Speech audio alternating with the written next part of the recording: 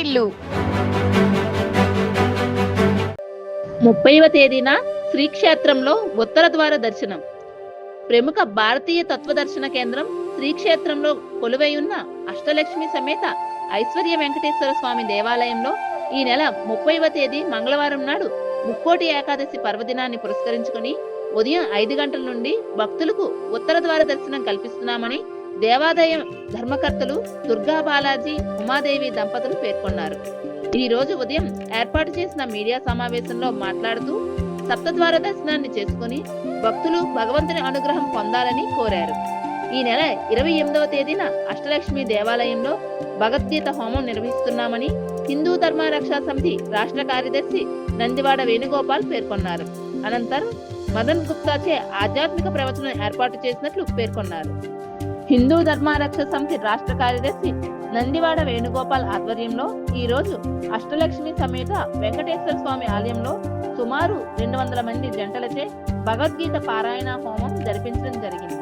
ఈ కార్యక్రమంలో ప్రముఖ హేతువాది గుప్తా గారు మాట్లాడుతూ హిందువుల ప్రాముఖ్యత గురించి తెలియజేశారు. పట్నంలో గల చార్టెడ్ అకౌంటెంట్ బాలాజీ మాట్లాడుతూ భగవద్గీత యొక్క గొప్పతనాన్ని తెలియజేశారు. ఈ కార్యక్రమంలో పలువురు హిందూ ధర్మ రక్షణ సమితి సభ్యులు పాల్గొన్నారు. జై శ్రీరామ్. నా పేరు నందివాడ వేణుగోపాలరావు, హిందూ ధర్మ రక్షా సమితి స్టేట్ సెక్రటరీ.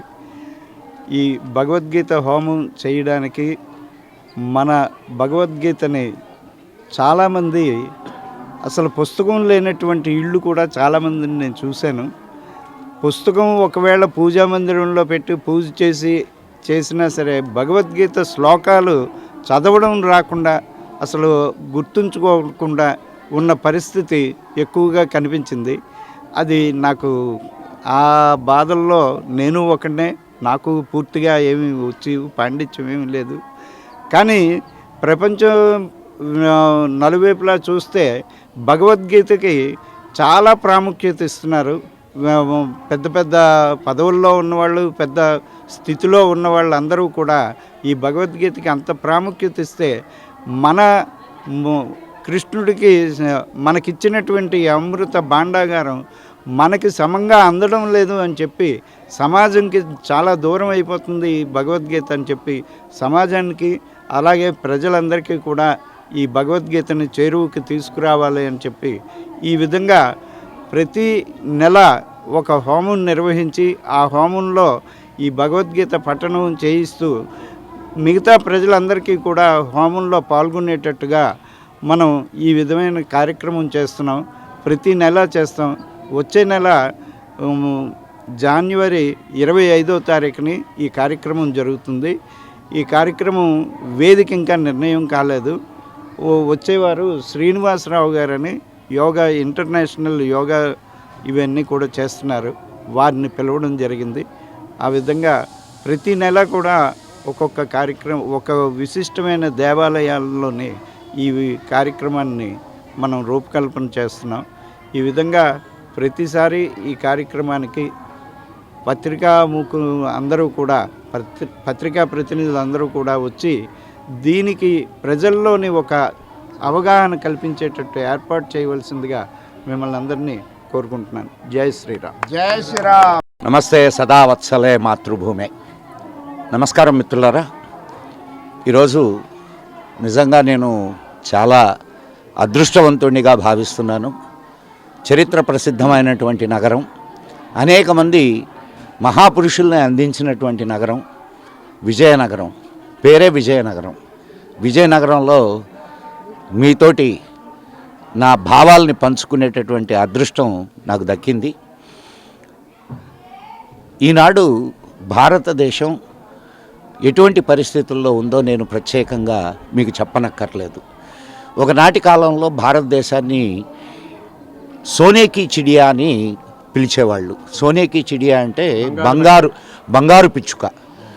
బంగారు పిచ్చుకని ఈరోజు మనం ఒక 300 సంవత్సరాల క్రితానికి వెళితే ప్రపంచ జీడిపిలో 1/3 వంతు భారతదేశపు కాంట్రిబ్యూషన్ ఉండేది.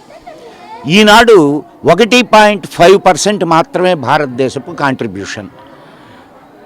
ఏం జరిగింది ఈ 300-400 సంవత్సరాల కాలంలో అంటే మనల్ని పూర్తిగా బ్రిటిష్ వాళ్ళు రోడ్డు మీదకు తీసుకొచ్చి నిలబెట్టారు.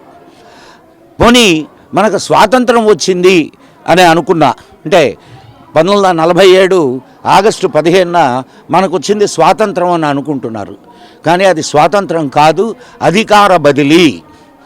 ఇది నేను చెప్పడం కాదు, మన వాళ్ళు సంతకం చేసినటువంటి పేపర్ మీదనే ఉంటుంది. మీరు కానీ జాగ్రత్తగా చూస్తే దాన్ని ట్రాన్స్ఫర్ ఆఫ్ పవర్ అనే పేరుతో మనకి తెల్లవాళ్ళు బయటకు వెళ్తూ నల్లవాళ్లలో తెల్లవాడిని వెతికి అక్కడ కూర్చోబెట్టి వెళ్ళారు.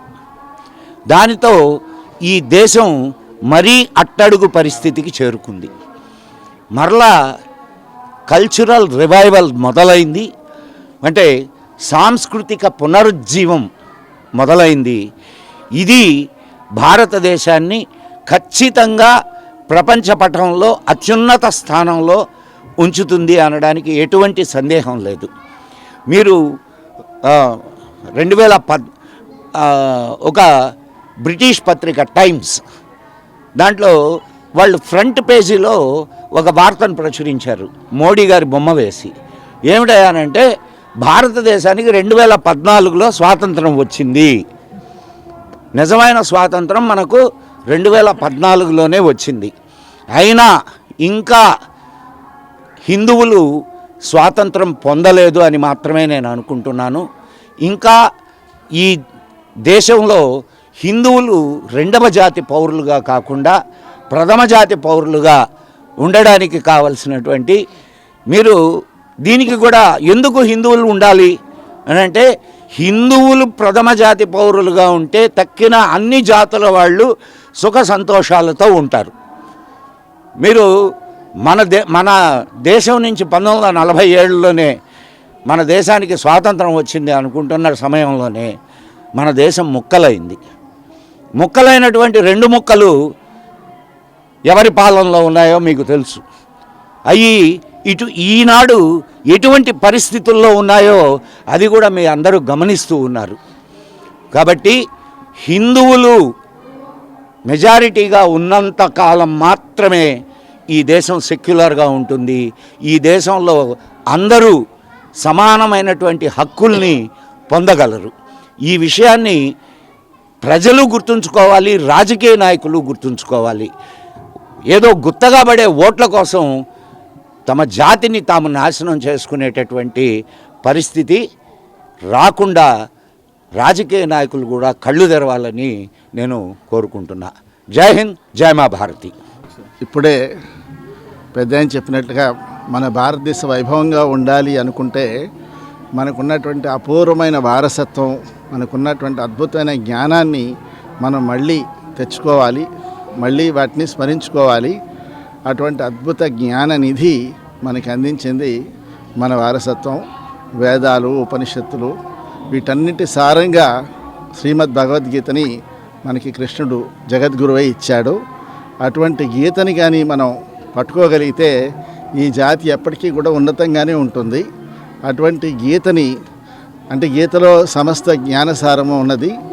ఆ గీతని మనం స్మరించుకుంటే ఈ సెక్యులర్ అని, లేకపోతే ఈ నాలెడ్జ్ అని, ఈ విజ్డమ్ అని, ఇవన్నీ కూడా గీతలో చాలా పరిపూర్ణంగా ఉన్నాయి. అటువంటి గీతని మనం తలుచుకోవాలి, మన మనసులో పదిలిపరుచుకోవాలి. దానికి ప్రజాబాహుల్యంలోకి తీసుకోవాలి అంటే నిత్యము మనం గీత పఠనం చేయడం, గీతని అర్థం చేసుకోవడం. అందులో భాగంగా ఇప్పుడు గీతా హోమాలు తలపెట్టడం జరిగింది హిందూ ధర్మరక్షా సమితి. అందులో భాగంగా ఇప్పుడు ధనుర్మాసం కాబట్టి ఇది వైష్ణవాలయము, లక్ష్మీమాత నిలవైన ఆలయంలో గీతను మనం పఠించుకుంటే, పారాయణం చేస్తే అద్భుతమైన ఫలితాలు వస్తాయి. పారాయణం చేయడమే కాకుండా హోమ సహితంగా చేయడం జరుగుతోంది. అద్భుతమైన హోమం జరుగుతోంది. ఈ హోమంలో గీత గొప్పదనాన్ని, గీత మన జీవితాన్ని ఎలాగ ఉద్ధరిస్తుందో చక్కటి ప్రవచనాన్ని మనం తీసుకురావడానికి వాళ్ళ మదన్ గుప్తా గారు మనతో ఉండడం మనందరికీ చాలా సంతోషదాయకమైన విషయం. ఈ గీతా హోమాలు ఇలాగే జరుగుతూ ప్రజలందరూ కూడా మళ్ళీ మన భారతీయ వారసత్వాన్ని పునాదులతో సహా మనం మళ్ళీ దక్కించుకుంటామని చెప్పి ఆశిస్తూ సెలవు తీసుకున్నాం. జై శ్రీమన్నారాయణ.